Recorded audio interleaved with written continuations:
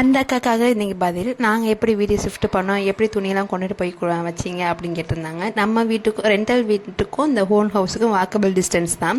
துணியெல்லாம் எப்படி நாங்கள் கொண்டு வந்தோம்னா, நல்லா ஒரு பெட்ஷீட் எடுத்து பீரோவில் மடித்து வச்ச துணி எடுத்து ஒரே அந்த பெட்ஷீட்டில் போட்டு ஒரு மூட்டை முடிச்ச மாதிரி கட்டிக்கணும். அந்த மாதிரி தான் துணியெல்லாம் ஏற்றிட்டு வந்தோம். வாக்கபிள் டிஸ்டன்ஸ்னால ஒரு குட்டியான பிடிச்சி ஒரு சந்து தான், அந்த டேனிங் பையன் எல்லா ஜாமே ஏற்றி ஒரே தான் இறக்கியாச்சு. இந்த மாதிரி தான் நாங்கள் வீடு ஷிஃப்ட் பண்ணோம். இப்படி தான் சிஸ்டர், நீங்கள் முதையே நான் கேட்டிருந்தீங்கன்னா கண்டிப்பாக நான் வந்து வீடியோ விலாக்லாம் எடுத்துருப்பேன்.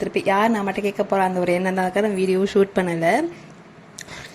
இது சனிக்கிழமை போகிற எடுத்தது. மார்னிங் வந்து அம்மா வீட்டுக்கு வந்துட்டு லஞ்சு, ஈவினிங் டீ காஃபியோட பிஸ்கட்லாம் சாப்பிட்டுட்டு நைட் டின்னர் முட்டை தோசை ஊற்றி சாப்பிட்டு நைட்டு 10:30 ஆச்சு. அப்போ போய் நேற்று சங்கரா சேர்த்தினால கொலக்கட்டை வேணும்னு சொன்னால் அப்போ போய் கடையில் போய் வேணும். 10:30 மணிக்கு கொலக்கட்டை கிடைக்கிது. அது நம்ம ஊர் மதுரை மட்டும்தான். இன்றைக்கி சண்டேயில் அப்பா வந்து பிரியாணி வாங்கி கொடுத்தாங்க. நான் ஃபாதர் டே அதுவும் அப்பாவுக்கு வந்து ஜிகர்தண்டா வாங்கி கொடுத்தேன். நல்லா சாப்பிட்டுட்டு குட்டி தூக்கம் போட்டுட்டு ஈவினிங் போல் ட்ரெயின் கிடைக்கி நம்ம வீட்டுக்கு வந்தாச்சு. நெக்ஸ்ட் ஒரு வீடியோ பார்க்கலாம்.